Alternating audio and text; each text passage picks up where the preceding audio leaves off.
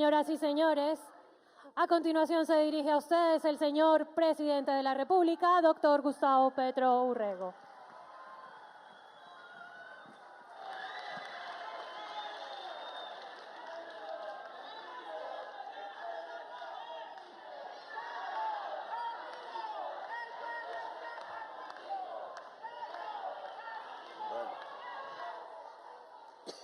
Un saludo muy especial a la comunidad universitaria, la Universidad Industrial de Santander, UIS.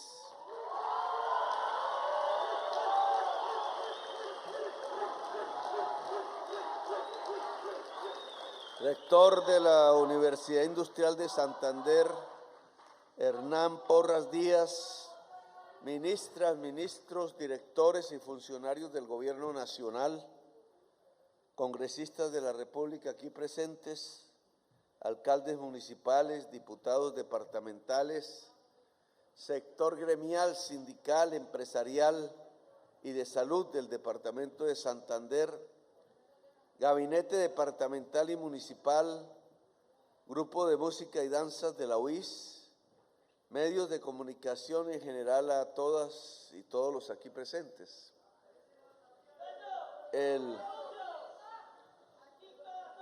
Nos demoramos varias horas porque venimos de un periplo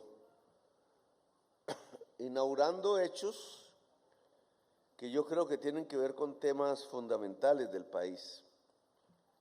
El gran parque solar de El Paso, Cesar, 400 hectáreas de paneles solares en una región que ha sido típicamente carbonera y que por tanto muestra la transformación de un territorio que tiene que desligarse necesariamente del carbón, o lo desliga el mundo a la fuerza, y construir una economía alternativa que pueda sustituir al carbón e incluso proyectar con mayor riqueza para la población el territorio que antes era uno de los primeros exportadores de carbón del mundo.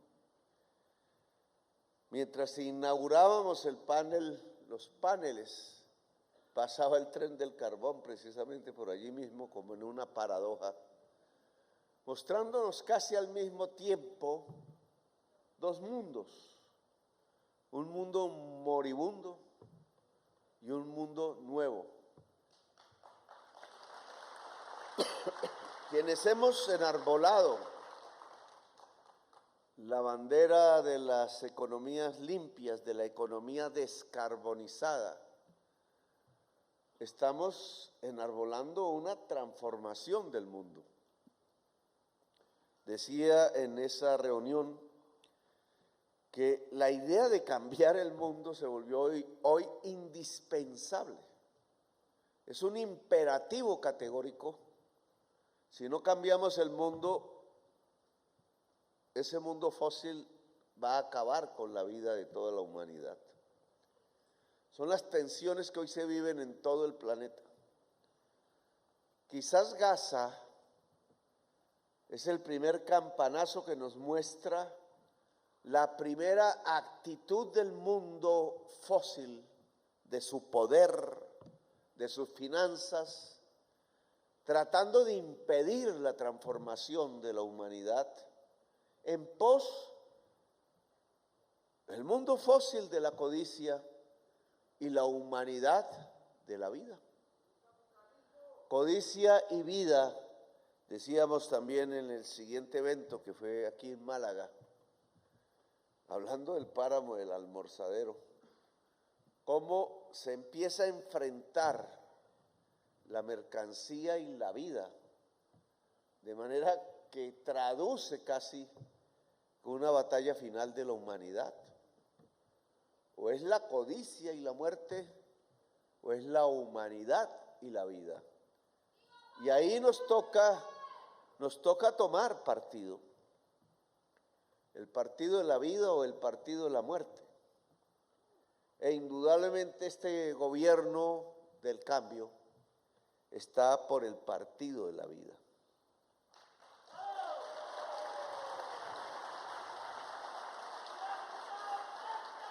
Desarrollar el partido de la vida, es decir, la vida misma en el planeta, en Colombia, en Santander, implica una serie de objetivos fundamentales.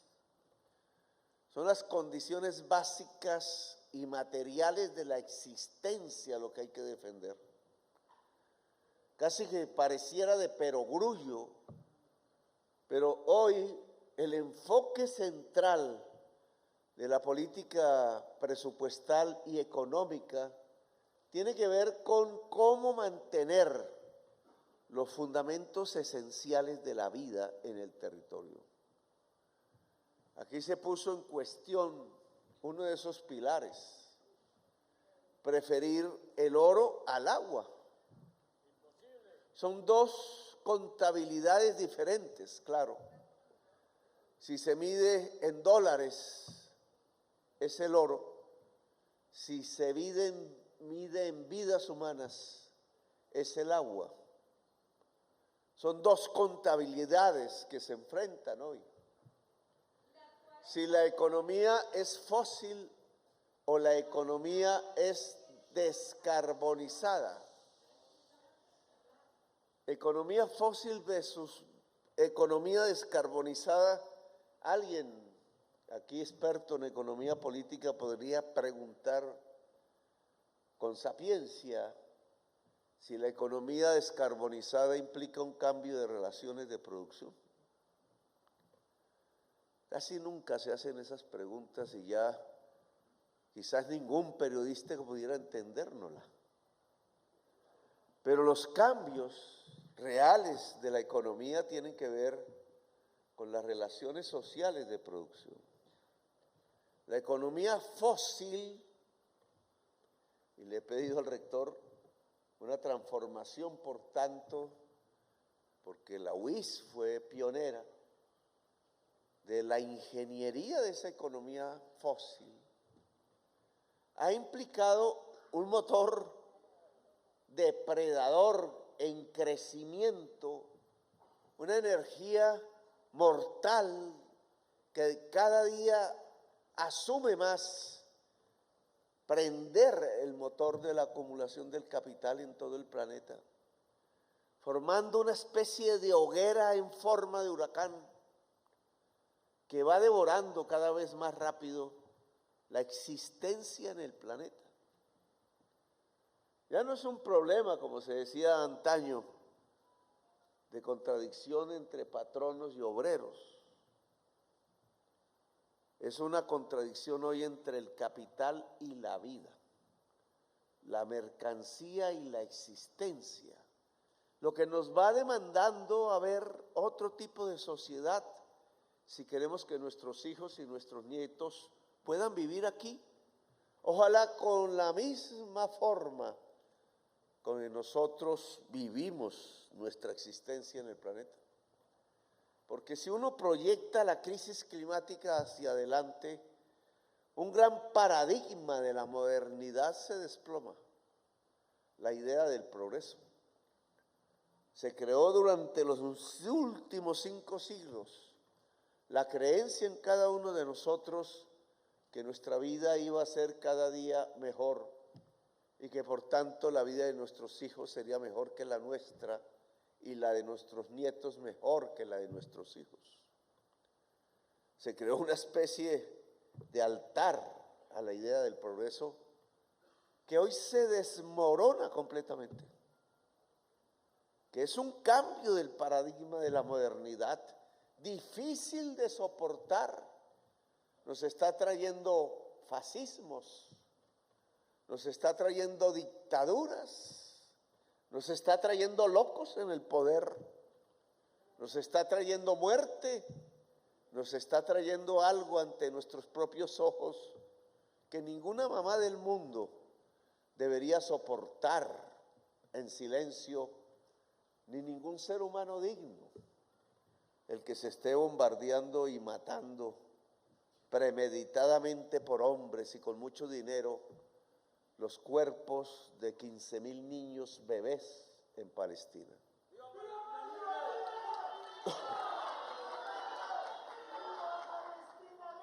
No es un simple acto anecdótico de algún loco que decidió hacer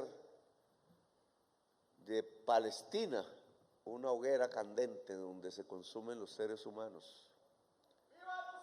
No es solamente un genocida que se desata, sino que es el primer capítulo del nuevo cambio de las relaciones políticas en el mundo.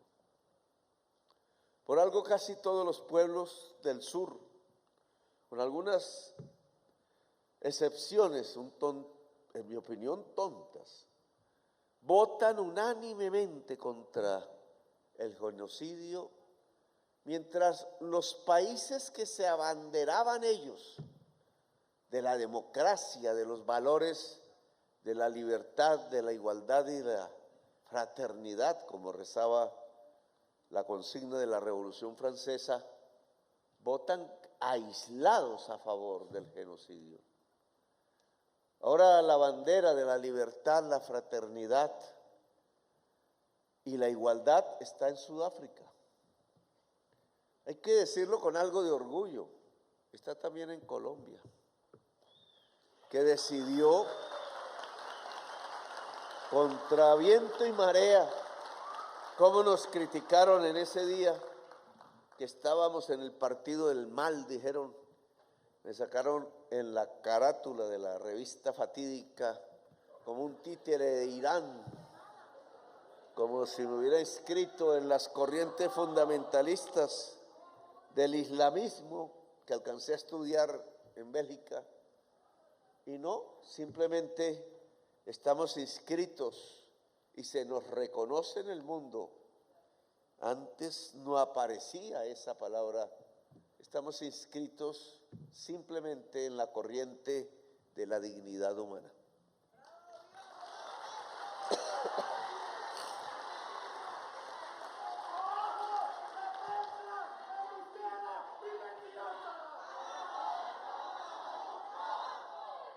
Yo sí creo que hay que transitar hacia una economía descarbonizada.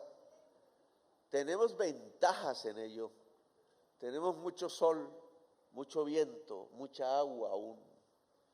Son las capacidades potenciales, incluso en dos continentes, el África y el América del Sur.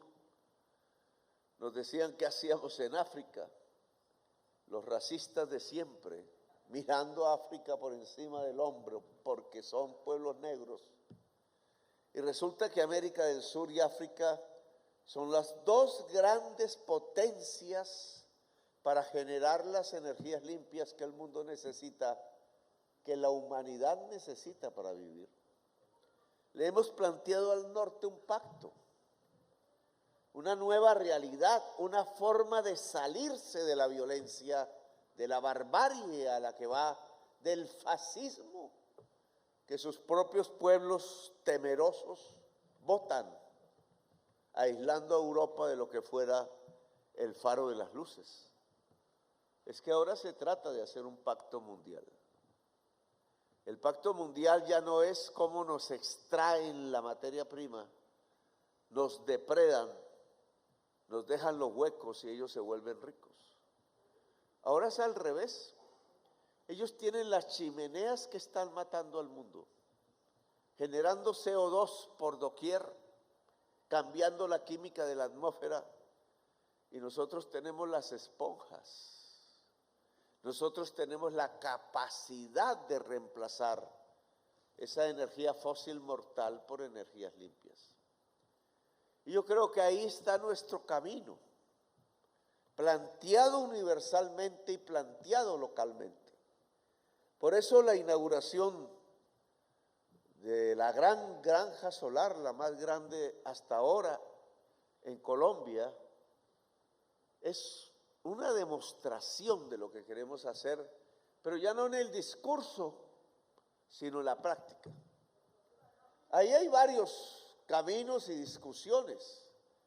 Claro, en esas 400 hectáreas hoy casi desérticas, en la sequía que estamos viviendo, regiones que se quedaron sin el agua, la Guajira, el Cesar, regiones que van camino a la desertización, que prefirieron o se le impuso los grandes huecos del carbón que acabaron con las escasas aguas. Miren nomás esa equivocación de nuestros principales juristas de Colombia en la Corte Constitucional de terminar hundiendo los decretos de emergencia para salvar los niños de la sed y subsidiando por billones de pesos a la empresa El Cerrejón para que siga acabando el agua en la Guajira. Una contradicción absoluta, porque era la Corte Constitucional la que había durante años dicho y ordenado a los gobiernos que en la Guajira existía un estado inconstitucional de cosas, y cuando fuimos a resolverlo, cambiaron la doctrina jurídica, quizás solo porque era Petro o el gobierno del cambio o el progresismo el que quería plantear precisamente la transformación real del mundo en un caso concreto como la Guajira. El Paso nos muestra dos caminos. El Paso nos muestra no solo cómo se puede reemplazar ese tren interminable de carbón que simula lo que Gabriel García Márquez en 100 años de soledad mostraba como ese tren interminable que llevaba los cadáveres de la masacre de los trabajadores de las bananeras.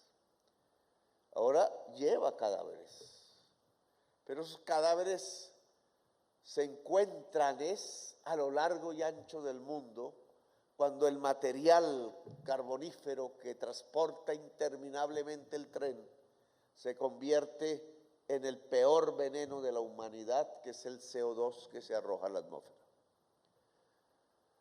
Ahora Santander también está en ese conflicto. El páramo de Santurbán lo ha demostrado. Casi toda la sociedad bumanguesa y santanderiana, hasta donde yo sé, salió a defender el agua. Luchó por el agua, es decir, luchó por la vida. Hay que ver las contradicciones y conflictos que allí se desataron. Un gobierno nacional que no quiso atender. Una necesidad para este gobierno de tomar las decisiones sin temor y cueste lo que cueste.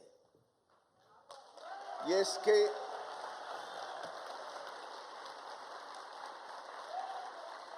no puede haber explotación multinacional del oro en el páramo de Santurbán. Es que tenemos que cambiar la concepción de la minería en Colombia.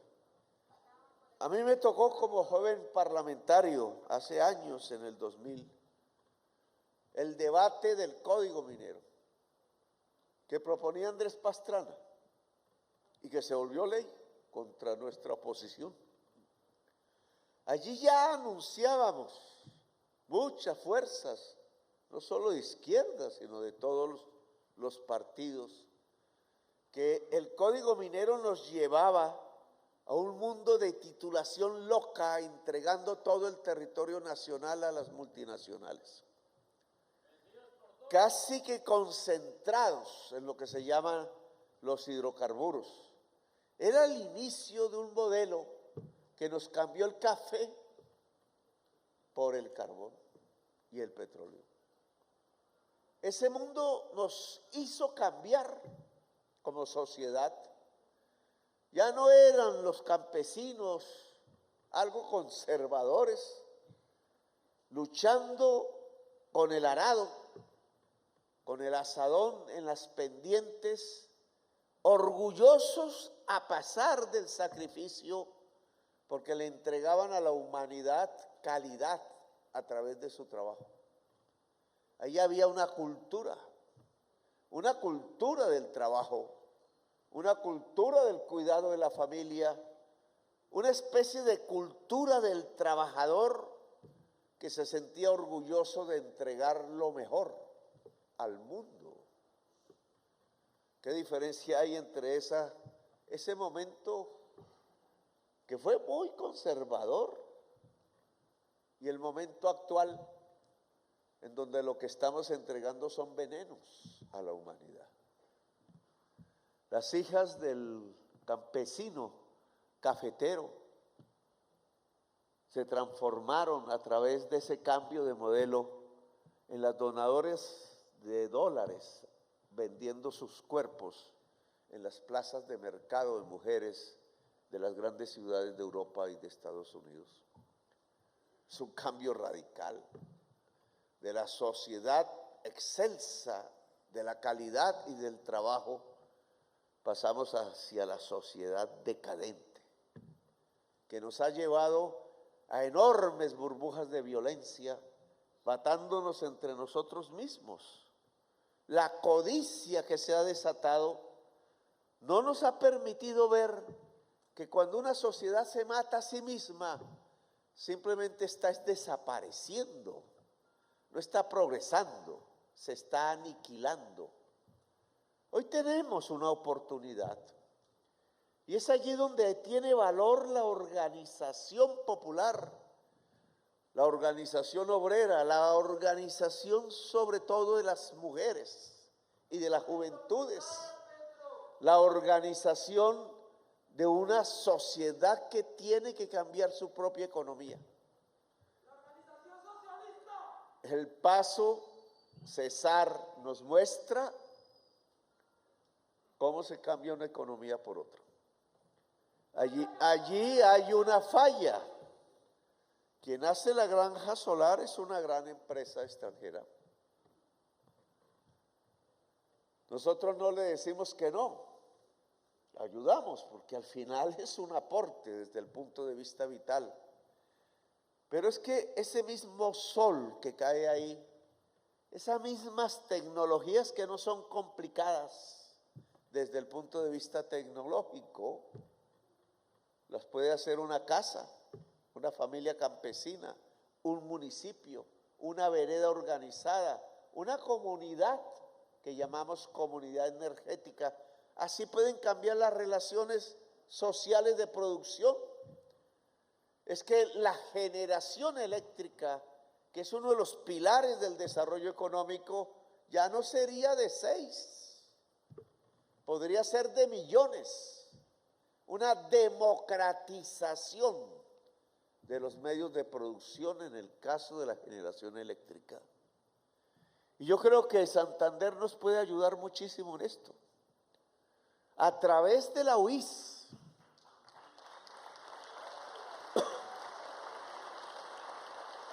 tratando de aprovechar los conocimientos alrededor de la ingeniería energética que se dedicó al petróleo, trasladándola a las energías limpias. El gran cerebro de las energías limpias podría estar en la UIS. Aquí hemos inaugurado, o se está inaugurando, no pude ver bien el edificio por llegar tarde, la sede de la Universidad, de la Facultad de Humanidades, con ayuda nuestra. Y sé que está en desarrollo las ciencias de la salud, también con apoyo nuestro.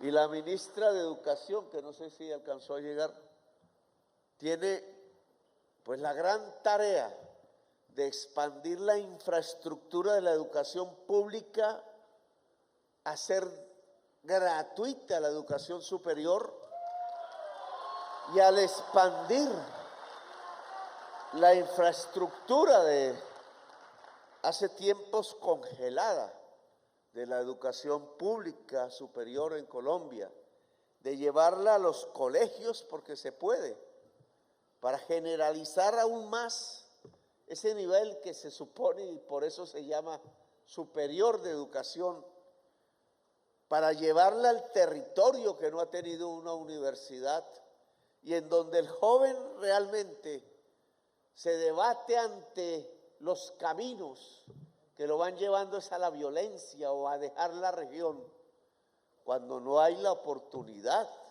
de coger un libro, de estudiarlo, de aprender el conocimiento. La UIS nos puede ayudar en eso. ¿Cómo la UIS se va transformando e inicia la Facultad de Energías Limpias? ¿Cómo de ahí ingenieros e ingenieras jóvenes nos pueden impulsar ayudando a comunidades específicas de campesinos, de extrabajadores del carbón o del petróleo, de comunidades enteras en los barrios a generar su propia energía limpia, incluso a vendérsela al resto del país? Cambiamos completamente las reglas del juego. Claro que se oponen a que lo podamos hacer, porque solo hay 6 generadoras, la mayoría privatizadas como Isagen, y entonces ese mercado está trasladando enormes volúmenes de dinero del bolsillo de toda la ciudadanía, pagando tarifas absolutamente irracionales, no tienen base económica, cuando podríamos abaratar la energía en Colombia. Santander ha vivido, sobre todo en su Magdalena Medio, del petróleo. Ecopetrol fue hecha por los obreros que estaban allí en la concesión Barco y se insurreccionaron un 9 de abril del 48. Y esa insurrección, la primera Junta Revolucionaria Obrera de Colombia en el poder, construyeron un cañón que creo que todavía está ahí para defender la conquista obrera del fascismo que se abalanzaba sobre Colombia, y por eso se fundó Ecopetrol.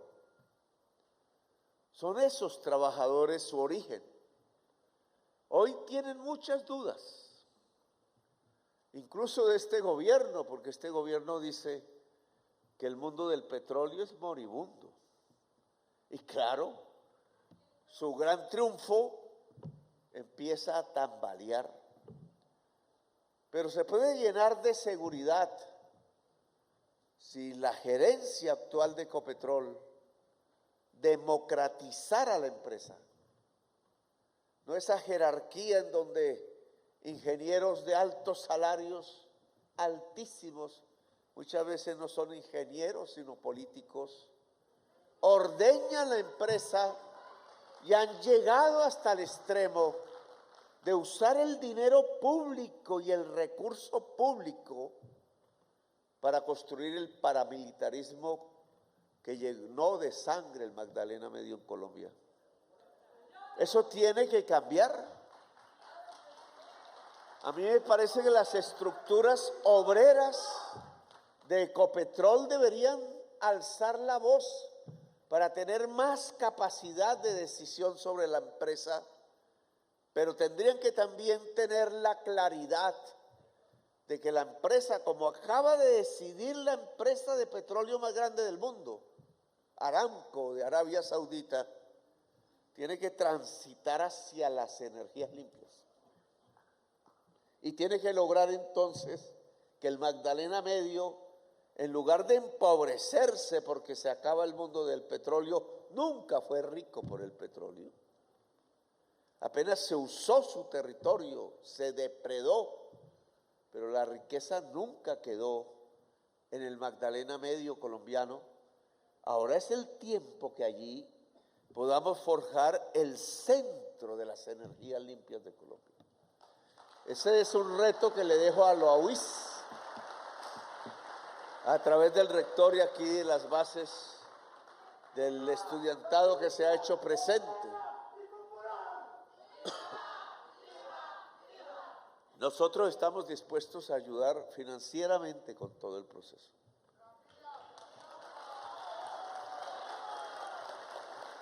También Allí cerca, por Barranca Bermeja, el ministro de Transporte ha tenido una obsesión que va avanzando, que es revivir el ferrocarril.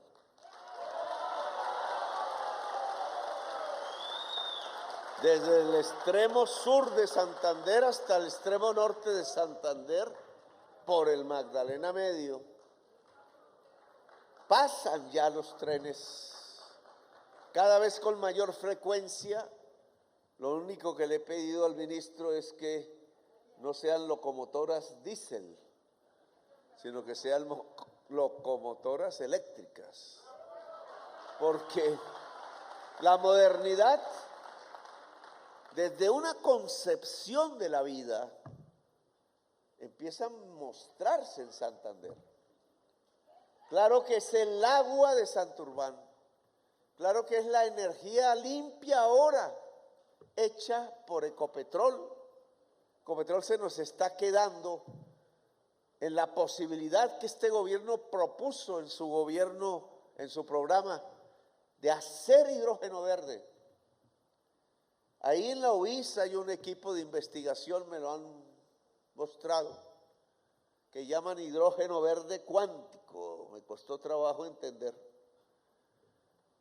Pero que hay que ponerlo en la práctica, hay que ver si es más barato que el hidrógeno verde tradicional, que no es tradicional porque hasta ahora se hace. Hay que ver si podríamos ser vanguardia. Todos los estudios lo indican, de que Colombia podría producir uno de los hidrógenos verdes más baratos del mundo. Es simplemente agua separada en sus moléculas por electricidad. ¿Dónde está la UIS en el proyecto? Es el proyecto que necesitamos. Si la base obrera, si la base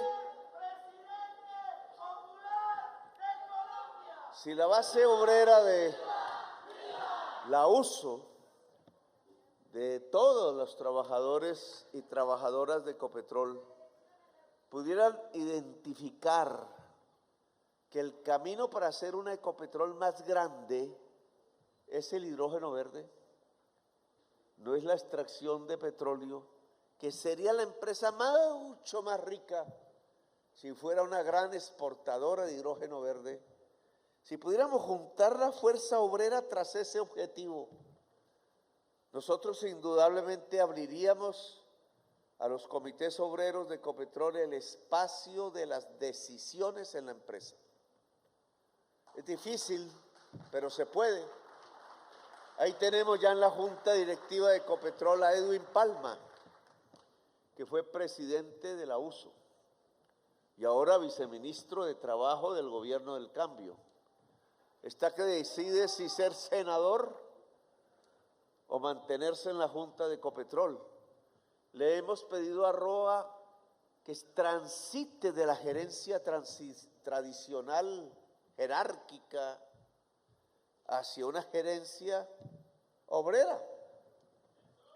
Yo creo que ese camino podría marcar un nuevo derrotero.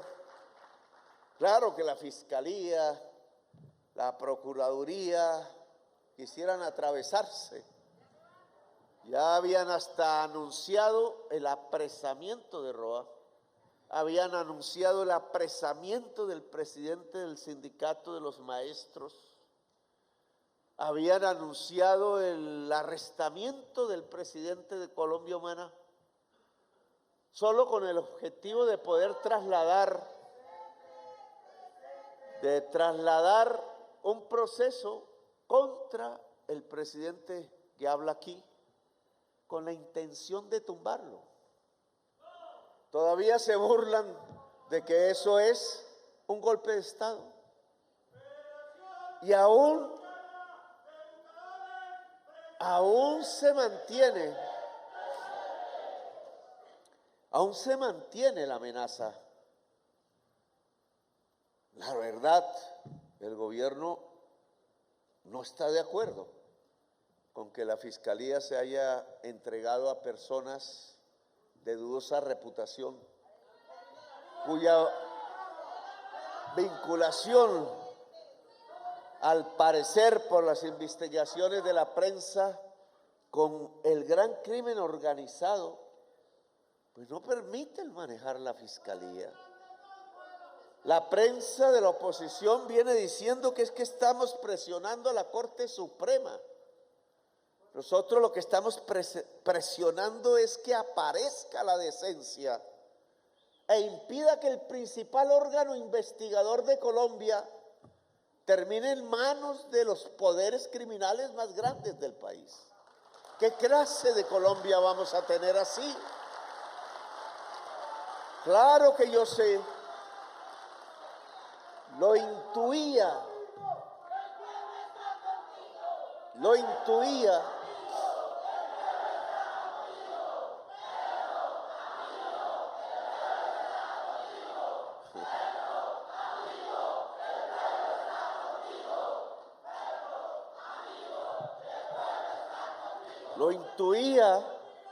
que el simple hecho de entregar una terna de personas que yo no conozco personalmente, que no están ligadas a mí, que se puede garantizar que son independientes del poder político, incluso del mío, que por su vida, por su biografía, han mostrado momentos de valor cuando en procesos diferentes han defendido la verdad y la justicia a costa de sus propias vidas, que son mujeres, que el simple hecho de presentar una terna de mujeres decentes para acabar la impunidad en Colombia podía traer tal terremoto político. ¿Cómo se habrá degradado la política en Colombia y parte de la justicia nacional cuando la decencia se vuelve revolucionaria? Es lo que estamos viendo. Y por tanto,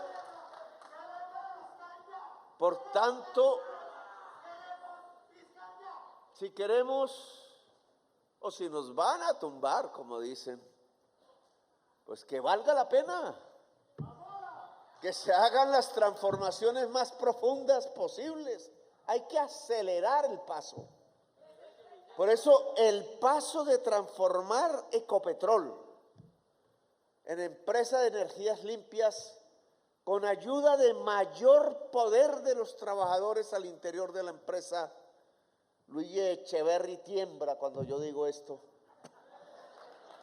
porque la usaron fueron para fines particulares. Que articular Ecopetrol y la UIS en el conocimiento práctico de las energías limpias, empezar a producir hidrógeno verde. ¿Por qué no en Barrancabermeja? Podría ser en Cartagena, obviamente, podría ser en Barranquilla, pero por el agua se pueden llevar los tanqueros de hidrógeno verde repletos de la producción de la Ecopetrol de Barrancabermeja. Ya no irían los tanqueros con el material que puede acabar la especie humana, sino con el material que puede significar la energía de una nueva economía basada y construida alrededor de la vida. Ahí habría un cambio en Santander. Entonces, este camino que proponemos, defender el agua de Santurbán, cueste lo que cueste, transformar Ecopetrol en generadora de energías limpias, en dinamizadora de las comunidades energéticas, en romper el oligopolio que está exprimiendo el salario colombiano a través de las altas tarifas, el cambiar el Magdalena Medio atravesado por un tren que tiene que llevar producción,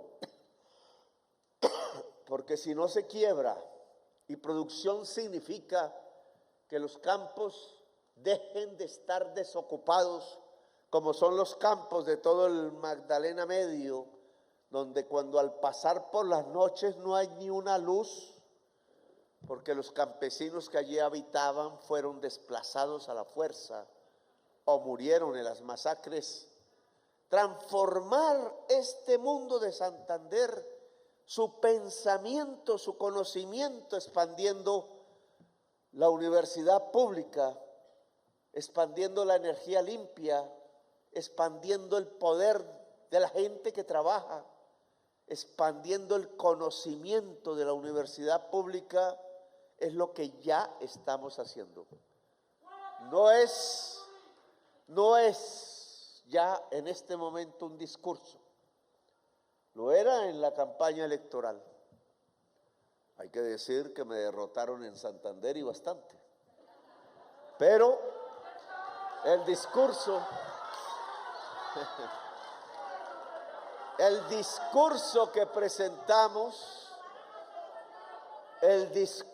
que presentamos hoy es realidad que se va construyendo en la práctica. Ya no son palabras al viento, como dice el vallenato que me gusta. No son palabras al viento, son realidades concretas en la sociedad que hay que profundizar y expandir. Así que estas inauguraciones de las sedes nuevas de la UIS no son simplemente ladrillo, edificio bonito, arquitectura de vanguardia. Es el cambio de una sociedad, de sus relaciones sociales de producción, de su intelectualidad y pensamiento, de su cambio en la manera de entender el mundo y la región, de una transformación, que de eso se trata la política de la vida en este momento, la política de cambiar el mundo. Gracias, muy amables, por haberme escuchado. Muchísimas gracias, señor presidente. De esta manera damos por finalizado el presente acto.